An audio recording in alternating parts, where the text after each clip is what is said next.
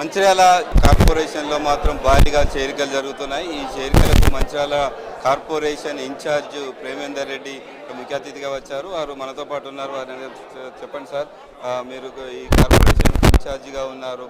ఈ మున్సిపల్ కార్పొరేషన్లో ఎక్కడ మీరు ముందుకు పోతున్నారు, ఎలా గెలిపించబోతున్నారు? ఇక్కడ ప్రజల యొక్క ఆదరణే మాకు పెద్దగా ఉత్సాహాన్ని ఇస్తున్నది. ఎందుకంటే గతంలో మున్సిపాలిటీలో కానీ శాసనసభకు పార్లమెంటుకు ప్రాతినిధ్యం వహించిన బీఆర్ఎస్ పార్టీ కానీ ఇప్పటి వరకు ప్రాతినిధ్యం వహిస్తున్న యొక్క కాంగ్రెస్ పార్టీ కానీ ప్రజల యొక్క ఆశల పైన నీళ్లు జల్లిళ్ళు, ఆకాంక్షలు నెరవేర్చడంలో వైఫల్యం చెందిళ్ళు, అవినీతికి పాల్పడ్డారు. కాబట్టి ఒక కొత్త పార్టీ, ప్రజల యొక్క ఆకర్షణ తీర్చే యొక్క పార్టీ బీజేపీ రావాలని ప్రజలు కోరుకుంటున్నారు. అందుకోసమే ఇవాళ మేము ఈ యొక్క మంచిర్యాల మున్సిపల్ కార్పొరేషన్ కైవసం చేసుకోవడమే ప్రధానమైన ఉద్దేశంగా భారతీయ జనతా పార్టీ పని ప్రారంభించింది. ఎన్నికల సన్నాహకాలు మొదలైపోయినాయి. రేపు అన్ని డివిజన్లలో కూడా భారతీయ జనతా పార్టీకి సంబంధించిన యొక్క కార్యకర్తల యొక్క కమిటీల సమావేశం జరుగుతుంది. ఎల్లుండి ఈ యొక్క మోసం చేసిన బీఆర్ఎస్ కాంగ్రెస్ ముఖ్యంగా ప్రజా సమస్యలను పరిష్కరించడంలో వైఫల్యం చెందిన ఈ యొక్క రెండు పార్టీల యొక్క నిరసనగా ప్రజల సమస్యలను పరిష్కరించాలని కోరుతూ ఎల్లుండి అన్ని డివిజన్లలో కూడా మా వాళ్ళు పాదయాత్రలు చేస్తారు. అంటే బీఆర్ఎస్ గత 10 సంవత్సరాలు ఇక్కడ అధికారంలో ఉన్నది, అభివృద్ధి చేసింది. ఇటు కాంగ్రెస్ పార్టీ అధికారంలో ఉంది, అభివృద్ధి చేస్తుంది. కానీ బీజేపీకి ఎందుకు ఓటేయాలంటే ఏం చెప్తారు? అసలు అభివృద్ధి ఎక్కడ చేసిందని నేను అంటున్నా. మనం చూస్తున్నాం, బిల్డింగ్లు కనపడుతున్నా, ఎక్కడైనా పచ్చదనం కనిపిస్తుందా? మంచినీళ్ళ పరిస్థితి ఏమున్నది? ఇక్కడ డ్రైనేజ్ పరిస్థితి ఏమున్నది? ఇవాళ అపరిశుభ్రమైన యొక్క పరిస్థితి. తర్వాత మీరు ఏం చేసిందని అడుగుతున్నా. కేంద్ర ప్రభుత్వం యొక్క నిధులను సరిగా ఖర్చు పెట్టలేదు, నిధులలో అవకతవకలు చేసిండ్రు. మీరు చెప్పిన మాటలు ఎక్కడ నెరవేర్చిండ్రు? మీ మాటలన్నీ కూడా నీటి మూటలే. అరే కాంగ్రెస్ వాళ్ళు ఏం చెప్పిళ్ళు? 2500 మహిళలకు ఇస్తామన్నారు, ఎక్కడన్నా ఇచ్చిండ్లా? 4000 వృద్ధులకు ఇస్తామన్నారు, ఇచ్చిండ్లా? ఈరోజు నిరుద్యోగులకు 2 లక్షల ఉద్యోగాలు ఇస్తామన్నారు, ఎక్కడిచ్చిండ్రు? ఇంతకు మించి మీ రెండు పార్టీలు చేసింది ఏంటంటే బీఆర్ఎస్ కుటుంబం ఈ రాష్ట్రాన్ని దోసుకున్నది, కాంగ్రెస్ మంత్రుల అనుచరులు కలిసి దోసుకుంటున్నారు.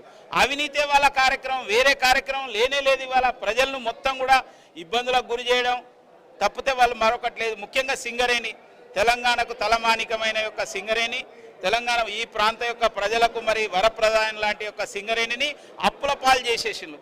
కాంగ్రెస్ కుటుంబం, బీఆర్ఎస్ ప్రభుత్వం యొక్క కుటుంబం దాన్ని జేబు సంస్థలాగా వాడుకున్నది.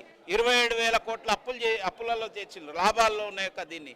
వీళ్ళు వచ్చినాక వీళ్ళు 20,000 కోట్లు, దాదాపు 50,000 కోట్లు ఇవాళ అప్పుల పడిపోయింది సింగరేణి. ఎట్లా పడుతుంది అంటున్నా నేను. ముఖ్యంగా కోల్ ఇండియా ఒక టన్ను 1,600 రూపాయలకు కోల్ అమ్ముతూ ఉంటే సింగరేణి 4,000 రూపాయలకు అమ్ముతున్నది. అయినా అప్పులకి ఎట్లా పోతుంది? ఈ యొక్క నాయకులు వీళ్ళని గెలిపించిండ్రు కాబట్టి వీళ్ళు ముంచిళ్ళు. అందుకోసం ఈ కార్పొరేషన్లో ఎలక్షన్లో ఓడించి వీళ్ళకి చెంపదెబ్బ కొట్టాలి అని వాళ్ళ ప్రజలు ఆలోచిస్తున్నారు. బీజేపీ వస్తేనే నీతివంతమైన యొక్క పార్టీ. దేశం మొత్తంలో నరేంద్ర మోడీ నాయకత్వంలో ఎట్లయితే వస్తున్నదో, మొన్న మహారాష్ట్రలో వచ్చింది. మహారాష్ట్ర తరహా ఫలితాలు ఇవాళ ఇక్కడ యొక్క మంచిర్యాలలో కూడా రాబోతున్నాయి. మేయర్ స్థానాన్ని భారతీయ జనతా పార్టీ ఈ కొత్తగా ఏర్పడ్డ కార్పొరేషన్లో మొదటి మేయర్ స్థానాన్ని బీజేపీ కైవసం చేసుకుంటుంది. అంటే అధికార పార్టీకి సంబంధించిన ఎమ్మెల్యే ఇక్కడ అధికార పార్టీ అభ్యర్థులు గెలిచిన అధికార పార్టీ మేయర్ అయితేనే ఇక్కడ అభివృద్ధి జరుగుతుందని చెప్పి ఎమ్మెల్యే ప్రేమ్ సాగర్ చెప్తుండే. దీనికి మీరేం చెప్తారు? అరే వాళ్ళ అధికార పార్టీ ఏంది? ఎవరు అధికారంలో ఉంటే అలా పోతారు. ఆయన గతంలో ఏ పార్టీలు ఉన్నాడు, ఇప్పుడు ఏ పార్టీలు ఉన్నాడు. తర్వాత రెండోది, వాళ్ళు గతంలో ఇప్పుడు గెలిచిండ్రు కదా, ఎమ్మెల్యే గెలిచిండ్రు, మంత్రి ఎంపీ గెలిచిండ్రు, ఏం అభివృద్ధి చేసిండ్రు అంటున్నా. వాళ్ళని గెలిపిస్తే అవినీతి పాల్పడడం తప్పితే ఇక్కడ అభివృద్ధి జరగదు. బీజేపీ ద్వారా మాత్రమే అభివృద్ధి జరుగుతుంది. వాళ్ళ కేంద్రం నుంచి నిధులు వస్తున్నాయి. వాళ్ళ రైల్వే స్టేషన్ చూడండి, వాళ్ళ కోట్లాది రూపాయలు పెట్టి ఆధునికమైన యొక్క రైల్వే స్టేషన్ డెవలప్ చేస్తున్నారు.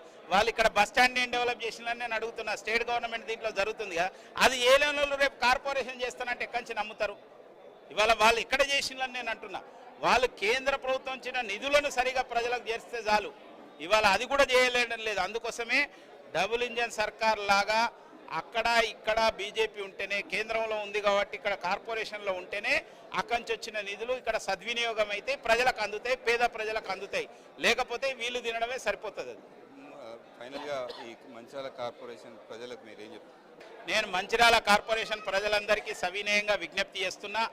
ఒక మంచి కోసం, నీతి కోసం, నిజాయితీవంతం కోసం, అభివృద్ధి కోసం బీజేపీకి ఓటేయండి, బీజేపీలోకి రండి, బీజేపీలో చేరండి. ఎంతోమంది కూడా ఇవాళ మరి విజ్ఞులు, చదువుకున్న వాళ్ళు, మహిళలు, మరి పేదలు, తర్వాత అన్ని రకాల యొక్క వర్గాలు, ముఖ్యంగా దళితులు అందరూ కూడా బీజేపీలోకి వస్తున్నారు. యువత కూడా వస్తుంది. మీరు రండి, ఇవాళ మంచి కోసం ఓటేయండి. ఎట్లయితే దేశం మొత్తంలో మార్పు వస్తున్నదో మార్పు కోసం ఇక్కడ బీజేపీకి ఒక ఓటేసి ఈ మంచిర్యాల కార్పొరేషన్లో బీజేపీని గెలిపించమని చెప్పి నేను సవినయంగా మనవి చేస్తున్నాను. Thank you. మొత్తానికి కేంద్ర ప్రభుత్వం నిధులతోటే కార్పొరేషన్ అభివృద్ధి చెందుతుంది. గతం ఉన్న కాంగ్రెస్ బీఆర్ఎస్ ఇద్దరు కూడా ఇక్కడ అభివృద్ధి చేయకుండా అవినీతికి పాల్పడ్డారు. ఖచ్చితంగా బీజేపీ ఇక్కడ మేయర్ స్థానాన్ని దక్కించుకుంటేనే ఇక్కడ ఈ మంచిర్యాల కార్పొరేషన్ మాత్రం అభివృద్ధి చెందుతుంది.